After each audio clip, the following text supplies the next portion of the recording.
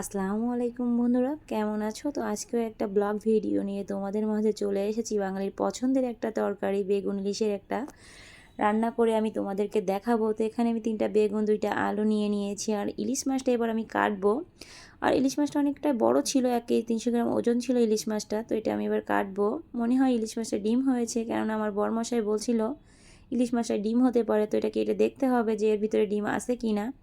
তো ভিডিওটা তোমরা প্রথম থেকে শেষ পর্যন্ত দেখবা, ভালো লাগবে, আশা করি ভালো লাগবে। আর যদি ভালো লেগে থাকে অবশ্যই ভিডিওটা প্রথম থেকে শেষ পর্যন্ত দেখতে হবে। তো চলো ইলিশ মাছটা এবার আমি কেটে নেই। আর ইলিশ মাছের তরকারি খেতে বাঙালি সবাই পছন্দ করে, আর বেগুন দিয়ে ইলিশ মাছ হলে তো কোনো কথাই হবে না। ইলিশ মাছ দিয়ে বেগুনের পাতলা ঝোল রান্না করব আমি আজকে, তার জন্য ইলিশ মাছটা আগে থেকে কেটে নিতে হবে। তো আমি ইলিশ মাছটা ভালো করে পরিষ্কার করে নিয়েছি, এবার এটা আমি পিস পিস করে কেটে নেব।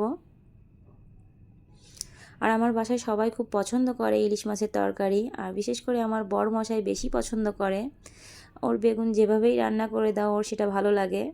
আর এজন্য আজকে আমি ভাবলাম যে ইলিশ মাছের দিয়ে বেগুন রান্না করব।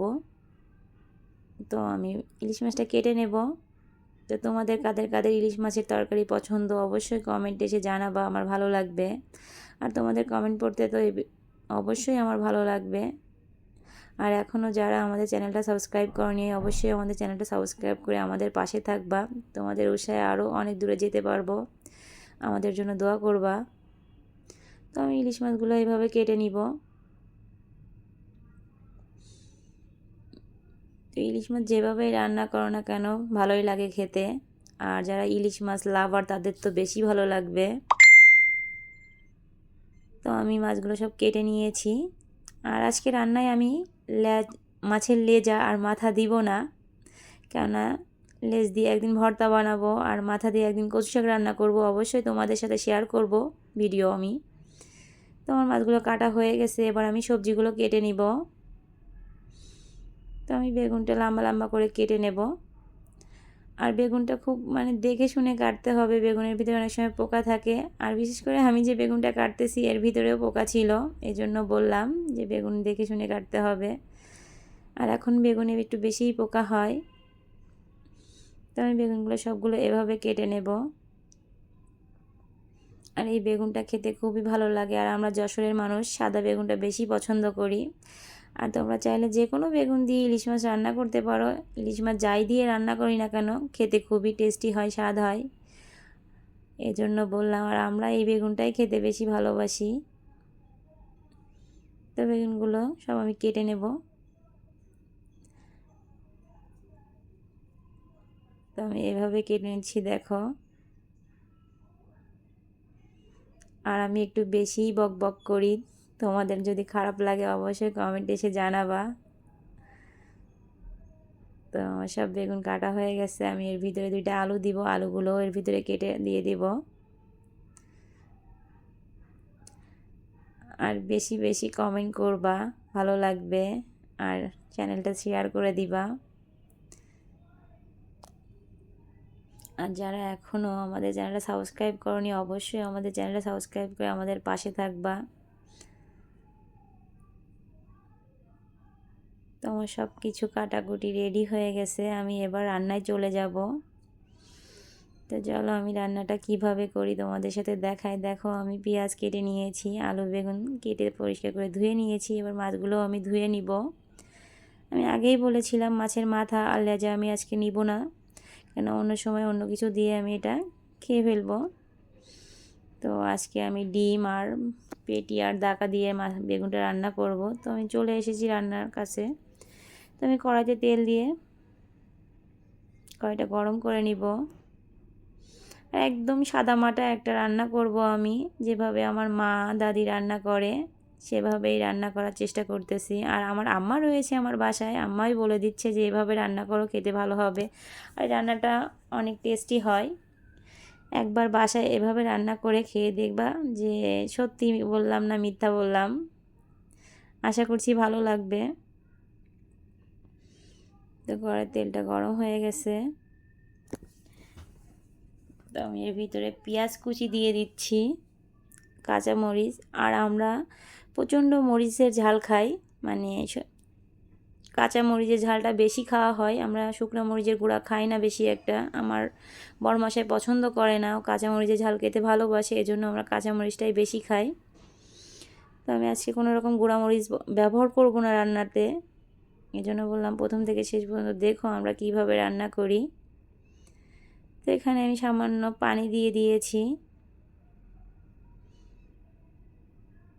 তো এটা ভালো করে ভাজা হয়ে গেছে, আমি এর ভিতরে লবণ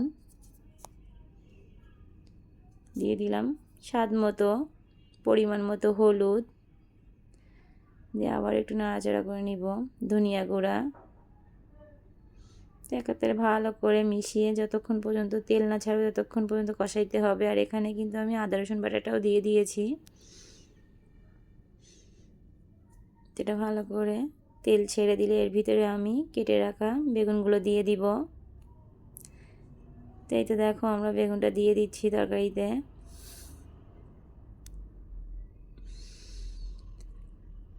তো এবার একটা মশলার সাথে ভালো করে আমি কষিয়ে নিব যতক্ষণ পর্যন্ত কষানো না হবে ততক্ষণ কষাইতে হবে। এটা ভালো করে কষিয়ে নিব আমি। আসলে তরকারি যত ভালো কষানো হবে ততই খেতে টেস্টি হবে, এজন্য ভালো করে কষাতে হবে তরকারিটা। আর আমাদের বাড়িতে মা দাদিদের দেখতাম তরকারিটা কষাইতো না, ঝোলে দিত, ওটাও খেতে অনেক টেস্টি হইতো। তো এখন আমরা কষাই রান্না করি, এজন্য তো ভালো করে কষাই নিব। আর আমি মাছটা কাঁচা রান্না করব, এজন্য লবণ হলুদ দিয়ে ভালো করে মাছটা মেখে রেখে দেবো আগে থেকে, কেননা মাছের ভিতরে লবণ হলুদ না গেলে ভালো লাগবে না, এজন্য আমি লবণ হলুদ দিয়ে রেখে দেব। আর আমি তরকারিটা কিন্তু ঢেকে রেখেছিলাম, আমি ঢেকে ঢেকে কষিয়ে নেব। তো মাছটা এদিকে থাক, আমি আবার একটু নাড়াচাড়া করে নিব তরকারিটা। আর আমার রান্নাটা আমার মা বলে বলে দিচ্ছে আর আমি সেভাবেই করতেছি। আমা বলছিল যে তরকারিটা ঝোলে দিয়ে রান্না করতে, তাই আমি ভাবলাম যে না, কষিয়ে রান্না করি। তো আমার মাকে দেখতাম, মা শাশুড়িকে দেখি যে বেগুন ঝোলে রান্না করে, ঝোল দিয়ে রান্না করে। তো আমি অন্য দিন অন্য কোনো ভিডিওয় দেখাবো আমার শাশুড়ি মা, আমার মা কীভাবে ঝোলে বেগুন দিয়ে রান্না করে। তো কষানোটা হয়ে গেছে, এর ভিতরে আমি পরিমাণ মতো পানি দিয়ে দেব। তো দেখো আমি পরিমাণ মতো পানি দিয়ে দিয়েছি, আর এখানে পানি দিব না, কেননা বেগুনটা অনেকটা সিদ্ধ হয়ে গেছে, বেগুন আলু। আর এখানে কিন্তু আমি বলেছিলাম গুঁড়োমরিচ ইউজ করব না, আমি গুঁড়োমরিচ দেইনি, আমি এভাবেই রান্না করব। এরকম করে খেতেই ভালো লাগে বেগুনটা, আর বেগুনটা খুব ঝাল ঝাল হবে, তোমরা চাইলে ঝাল কমিয়ে বাড়িয়ে দিতে পারো। তো বেগুনটা ফুটে উঠেছে, আমি এবার মাছে লবণ হলুদ মাখানো মাছটা দিয়ে দেব। তো এভাবে একবার বাসায় ট্রাই করেও দেখবা ভালো লাগবে। কাঁচা ইলিশ মাছ দিয়ে বেগুনের পাতলা ঝোল অবশ্যই ভালো লাগবে, আমাদের কাছে তো দারুণ লাগে। জানি না আপনাদের কাছে, তোমাদের কাছে কেমন লাগবে, আশা করছি ভালো লাগবে। প্রথম থেকে শেষ পর্যন্ত দেখলে অবশ্যই ভালো লাগবে, বাসায় এভাবে ট্রাই করে দেখো, ভালোই লাগবে। আর আমি যদি কোনো ভুল বলে থাকি অবশ্যই ক্ষমা দৃষ্টিতে দেখবে, কেন মানুষ মাত্রই ভুল করে, ভুল হয়, ভুল হয়েই যায়। তো অবশ্যই আমিও একজন মানুষ, আমারও ভুল হতে পারে, এজন্য ক্ষমা দৃষ্টিতে দেখবে ভুল ত্রুটি হইলে। তো আমার বেগুন আলুর তরকারিটা অলমোস্ট হয়ে গেছে। তো আমি কিছুটা ভাজা জিরার গুঁড়া দিয়ে নামিয়ে নিব। তো আবারও বলতেছি, যদি ভালো লাগে তো অবশ্যই আমাদের চ্যানেলটা সাবস্ক্রাইব করে আমাদের পাশে থাকবা, আমাদের উৎসাহ দিবা, ভালো লাগবে আমাদের। তোমাদের দোয়ায় আরও অনেক দূর এগিয়ে যেতে পারবো। তো দেখো আমার বেগুন আলু ইলিশ মাছের পাতলা ঝোল রেডি হয়ে গেছে, এটা আমি এবার একটা পাত্রে নামিয়ে নিব। তো এখানে শীতকাল হইলে বড়ি দিয়ে খাওয়া যায়, এখন শীতকাল, তো চাইলে এখানে বড়ি দিয়ে খেতে পারো। তো আমার বেগুন আলুর পাতলা ঝোল রেডি। তো সবাই ভালো থাকবা, সুস্থ থাকবা, আমাদের পাশে থাকবা, আর আমাদের জন্য দোয়া করবা। আর রেসিপিটা যদি ভালো লেগে থাকে অবশ্যই বাসায় একবার হইলেও ট্রাই করবা, ভালো লাগবে। আর কমেন্ট করে জানাবা যে আমাদের রান্নার ভিডিওগুলো তোমাদের কেমন লাগে। আশা রাখি অবশ্যই ভালো লাগবে। সবাই ভালো থাকবে, আল্লাহ হাফেজ, টাটা।